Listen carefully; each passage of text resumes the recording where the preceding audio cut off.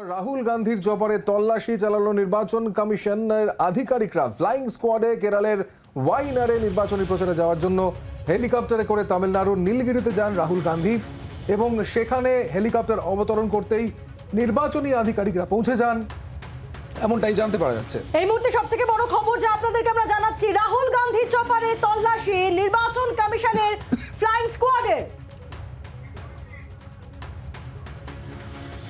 যে ছবি আপনাদের সামনে রাখছি আমরা, রাহুল গান্ধী চপারে এবার তল্লাশি নির্বাচন কমিশনের ফ্লাইং স্কোয়াডের। আমরা কথা বলবো, আমাদের সঙ্গে টেলিফোনে রয়েছেন প্রতিনিধি রাজীব চক্রবর্তী রয়েছেন আমাদের সঙ্গে। রাজীব, দেখো, একই ঘটনা গতকাল যে ঘটনা ঘটেছে কলকাতায় এবং বিতর্ক তৈরি হয়েছে অভিষেক বন্দ্যোপাধ্যায়ের চপারে, সেখানে তল্লাশি করেছে ইনকাম ট্যাক্সের আধিকারিকরা। আজকে নির্বাচন কমিশনের ফ্লাইং স্কোয়াডের অফিসিয়ালরা তারা নীলগিরিতে তামিলনাড়ুতে রাহুল গান্ধী পৌঁছানোর পর সেখানে তার আজকে সভা রয়েছে, তিনি রাজনৈতিক জনসভা করতে পৌঁছেছেন।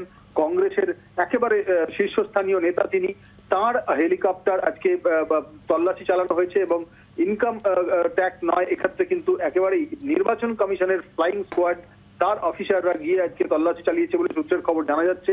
এবং সেই ছবি একেবারেই সামনে এসেছে, যেখানে একের পর এক রাজনৈতিক নেতাদের যারা প্রচারে যাচ্ছেন, যারা হেলিকপ্টারে করে বিভিন্নভাবে এক জায়গা থেকে অন্য জায়গায় প্রচারের জন্য যাচ্ছেন, জনসভার জন্য যাচ্ছেন, সময় বাঁচানোর জন্য যাচ্ছেন, সেখানে তাদের হেলিকপ্টারগুলি চপারগুলি কিন্তু তল্লাশি চালানো হচ্ছে। কোথাও আয়কর দপ্তর, কোথাও নির্বাচন কমিশনের নিজস্ব যে ফ্লাইং স্কোয়াড তারা কিন্তু সেক্ষেত্রে তল্লাশি চালাচ্ছে।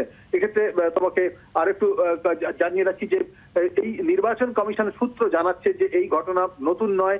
সমস্ত জেলার জেলাশাসক এবং পুলিশ সুপারদের নির্দেশ দেওয়া আছে, যে কোনো রাজনৈতিক দলের চপার যখনই কোথাও পৌঁছবে বা কোথাও যাওয়ার জন্য প্রস্তুতি নেবে তখনই কিন্তু সেটি পরীক্ষা করার নির্দেশ দেওয়া রয়েছে। ফলে এটি একটি স্বাভাবিক প্রক্রিয়া।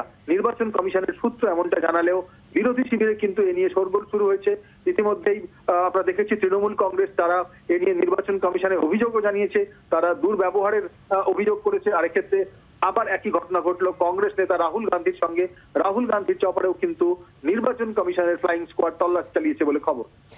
রাজীব, অত্যন্ত গুরুত্বপূর্ণ, কারণ গতকাল আমরা দেখেছিলাম যে অভিষেক বন্দ্যোপাধ্যায় চপারে সেখানে আয়কর দফতরে তল্লাশি, আর আজ রাহুল গান্ধী চপারে নির্বাচন কমিশনের ফ্লাইং স্কোয়াডেরই তল্লাশি। অর্থাৎ আরো একবার বিরোধীরা এবার সরব হবেন প্রতিহিংসার তত্ত্বে, তাই নয় কি?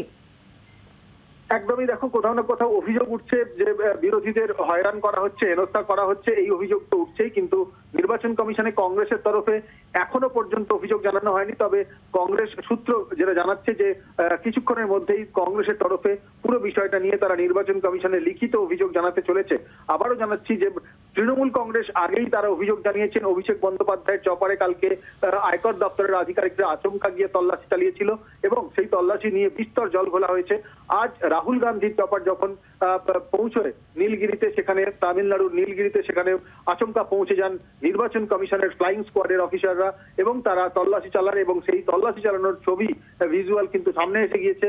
এবং কংগ্রেসের তরফে বলা হচ্ছে যে লেভেল প্লেইং ফিল্ড, সমান ভাবে সবাইকে লড়তে দেওয়ার যে বন্দোবস্ত সেটা নষ্ট করা হচ্ছে।